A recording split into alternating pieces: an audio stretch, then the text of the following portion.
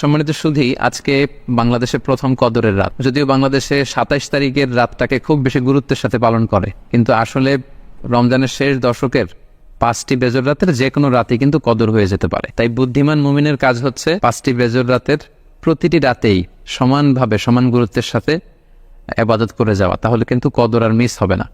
আল্লাহ রাসূল সাল্লাল্লাহু আলাইহি সাল্লাম বলেছেন, মান হুরিমা খাইরাহা ফাকাদ হুরিম। যে ব্যক্তি এই কদরের বরকত মাহাত্ম্য থেকে বঞ্চিত হলো, সে আসলেই বঞ্চিত হলো। কারণ পুরো রমাদানের মূল আকর্ষণ হচ্ছে এই কদরকে ঘিরেই সবকিছু।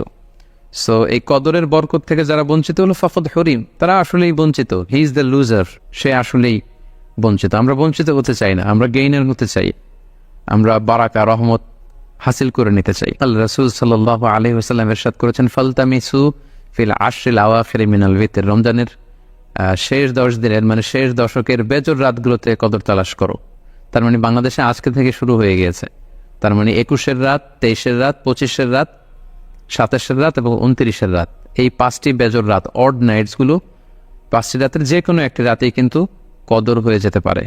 এবং কালামুল্লাহ মাজিদে আল্লাহ তাআলা সূরাতুল কদর নামে একটি সূরা নাজিল করেছেন, যেখানে আল্লাহ বলছেন, লাইলাতুল কদরি খায়রুম মিন আলফি শাহর। কদরের রাত 1000 মাসের চেয়ে সেরা।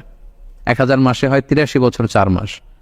তার মানে আজ রাতে যদি আমরা ইবাদতের মধ্য দিয়ে এই রাতটি কাটাতে পারি, তাহলে 83 বছর 4 মাস ইবাদত করলে যে পরিমাণে সওয়াব পাওয়া যাবে, আল্লাহ তাআলা ঠিক ওই পরিমাণে সওয়াব দিবেন, এটা আল্লাহ বলেননি। আল্লাহ বলেছেন খায়রুম মিন আলফি শাহর, তার চেয়েও বেশি পরিমাণ সওয়াব, ব্লেসিংস, মাহাত্ম আমরা অর্জন করতে পারবো। এবং সালামুন হিয়া হাত্তা মাতলাইল ফজর, ফজর পর্যন্ত, রাত থেকে মাগরিবের আজান থেকে শুরু করে ফজর পর্যন্ত পুরো সময়টাই কিন্তু কদরের বরকতময় রাত। এবং যখন কদরের রাত আসতো, আল্লাহ রাসূল সাল্লাল্লাহু আলাইহি ওয়াসাল্লাম ইবাদতে খুব বেশি নিমগ্ন হয়ে পড়তেন। সারা বছরের কখনো রাসূল সাল্লাল্লাহু আলাইহি ওয়াসাল্লাম সারা রাত জেগে ইবাদতের কোনো নজির পাওয়া যায় না, শুধু কদরের এই রাতগুলো ছাড়া বা রমজানের শেষ 10 দিনের এই সময়টুকুন ছাড়া। হাদিস শরীফে এসেছে, ইযা জা আল আশরা আহিয়াল লাইলা ওয়া আইকাযা আহলা ওয়া জাদ্দা ওয়া শাদ্দাল মিসার। রমজানের শেষ দশক যখন আসতো, আল্লাহ রাসূল সাল্লাল্লাহু আলাইহি ওয়াসাল্লাম সারা রাত জেগে ইবাদত করতেন, সারা রাত দাঁড়িয়ে দাঁড়িয়ে তিনি ইবাদত করতেন। ওনার ফ্যামিলি মেম্বার্সের মধ্যে থেকে কেউ ঘুমিয়ে থাকলে তাদেরকে উঠিয়ে দিতেন এবং তিনি কোমরে গামছা বেঁধে ইবাদতে লেগে পড়তেন। এখানে রূপ করতে কোমরে গামছা বেঁধে বোঝানো হচ্ছে মানে ইবাদত করার জন্য তিনি এতই উদ্গ্রীব হয়ে পড়তেন, কখনো বছরের কোনো সময়ে এতটা উদ্গ্রীবতা রাসূল সাল্লাল্লাহু আলাইহি ওয়াসাল্লামের মধ্যে দেখা যেত না। এবং আল্লাহর হাবিব সাল্লাল্লাহু আলাইহি ওয়াসাল্লাম ইরশাদ করেছেন, মান কামা লাইলাতাল কদরি ঈমানা ওয়া ইহতিসাবা গুফিরা লাহু মা তাকাদ্দামা মিন যামবি। যে ব্যক্তি এই কদরের রাতে কিয়ামুল লাইল করবে, আল্লাহ তাআলা তার পূর্বের সব গুনাহ মাফ করে দেবে। তাই কদরের রাতে আপনারা বেশি বেশি কিয়াম করুন, দীর্ঘ সময় দাঁড়িয়ে নফল নামাজ পড়ুন, লম্বা সময় দাঁড়িয়ে থাকুন, লম্বা রুকু করুন, লম্বা সিজদা করুন। কারণ বান্দা যখন সিজদায় লুটিয়ে পড়ে, তখন সে আল্লাহর সবচাইতে কাছে চলে যায়। আল্লাহর হাবিব সাল্লাল্লাহু আলাইহি ওয়াসাল্লাম বলেছেন, আকরাবু মা ইয়াকুনুল আবদু মির রাব্বিহি ওয়া হুয়া সাজিদুন ফাআকসিরু ফিহি দুআ। বান্দা যখন সিজদায় লুটিয়ে পড়ে, তখন সে বান্দা আল্লাহ তাআলার সবচাইতে কাছাকাছি চলে যায়, খুব ক্লোজেস্ট হয়ে যায়। এজন্য সে সময় তোমরা বেশি বেশি দোয়া করো। তাই লম্বা কিয়াম করুন, কোরআন তেলাওয়াত করুন এবং সিজদায় পড়ে আল্লাহর কাছে দোয়া করুন। আম্মা জান আয়েশা রাদিয়াল্লাহু তাআলা আনহাকে বিষ্ণু সাল্লাল্লাহু আলাইহি ওয়াসাল্লাম একটা দোয়া শিখিয়েছিলেন এবং বলেছিলেন, আয়েশা, কদরের রাত যদি তুমি পাও, তুমি এই দোয়াটা বেশি বেশি পড়বে। দোয়াটি হচ্ছে, আল্লাহুম্মা ইন্নাকা আফুন তুহিব্বুল আফওয়া ফাআফু আন্নি। এর মানে হচ্ছে, হে আল্লাহ, আপনি ক্ষমাশীল, নিশ্চয়ই আপনি ক্ষমাশীল, আপনি ক্ষমা করাকে আল্লাহ খুব পছন্দ করেন, আল্লাহ এই বরকতের রাতে আপনি আমাকে ক্ষমা করে দেন।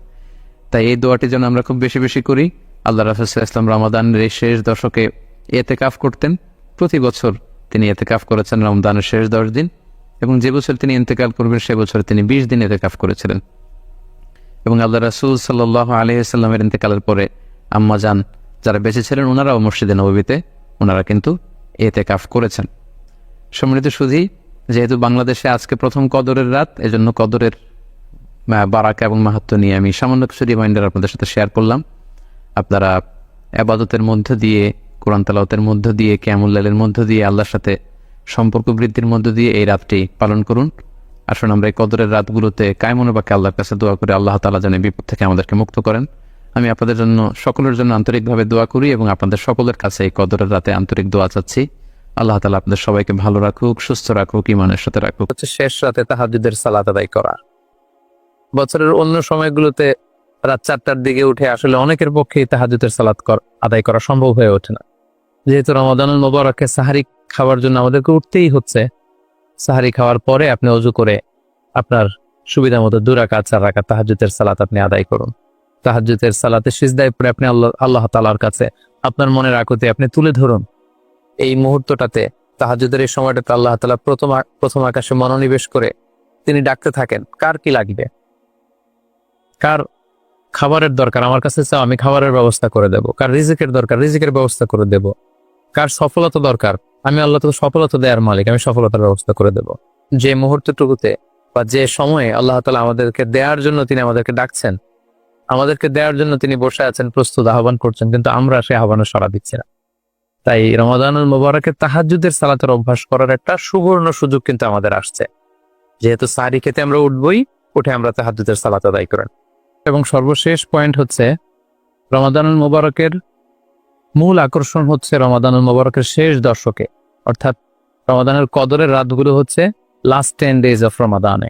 আল্লাহ রাসূল সাল্লাল্লাহু আলাইহি ওয়াসাল্লাম ইরশাদ করেছেন, ফালতামিসু ফিল আশরিল আওয়াখিরি মিনাল বিতর, রমাদানের শেষ দশকের বেজর রাত্রিগুলোতে তোমরা কদরের রাত তালাশ করো।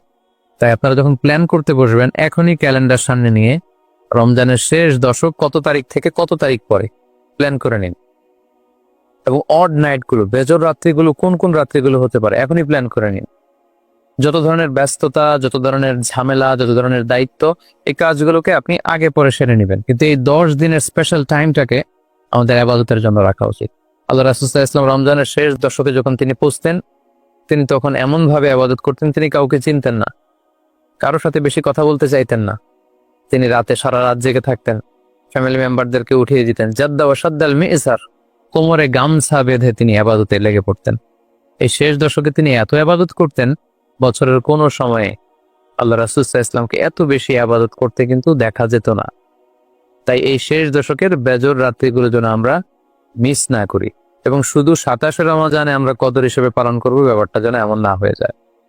কারণ যদি কোনো কারণে কদর মিস হয়ে যায়, এটা হচ্ছে খায়রুম মিন আলফি শাহর, 1000 মাসের চেয়েও সেরা। ওই এক রাতের ইবাদত হচ্ছে 1000 মাসের ইবাদতের সমান।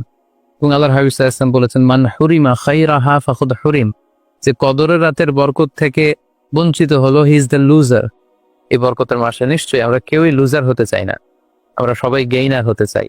সো আমরা যদি গেইনার হতে চাই, রমাদানের সর্বোচ্চ বরকতটুকু যদি আমরা হাসিল করতে চাই, লাস্ট 10 days অফ রমাদান, রমজানের শেষ দশকের বেজর রাত্রিগুলো যেন আমরা খুবই আন্তরিকতার সাথে সিনসিয়ারলি ইবাদত করে কদরের বরকত হাসিল করবার চেষ্টা করি। সম্মানিত দিনী ভাই এবং বোনেরা, সংক্ষিপ্ত পরিসরে রমাদান কেন্দ্রিক আমাদের প্ল্যান কেমন হওয়া উচিত এবং সেই প্ল্যান বা পরিকল্পনাতে কোন কোন বিষয়গুলো আমাদের খেয়াল রাখা উচিত, এই বিষয়ে সংক্ষিপ্ত পরিসরে আমি আলোচনা করলাম। আশা করি এগুলো যদি আমরা খেয়াল রাখি, তাহলে খুব ফ্রুটফুল এবং প্রোডাক্টিভ ওয়েতে আমরা আমাদের রমাদানকে কাটাতে পারবো। আমরা গত বছর আমাদের অনেক প্রিয়জনদের সাথে একসাথে রমাদান কাটিয়েছি, তাদের অনেকে কিন্তু এবছর আমাদের সাথে নেই, এবং আমাদের অনেক প্রিয়জনদেরকে হারিয়েছি। আমরা এই রমাদান কারা পুরো রমাদান পাবো আমরা জানি না, আবার আগামী বছরের রমাদান পর্যন্ত আমরা বেঁচে থাকবো কিনা সেটাও আমরা জানি না। সো এই রমাদান হতে পারে আমাদের জীবনের শেষ রমাদান।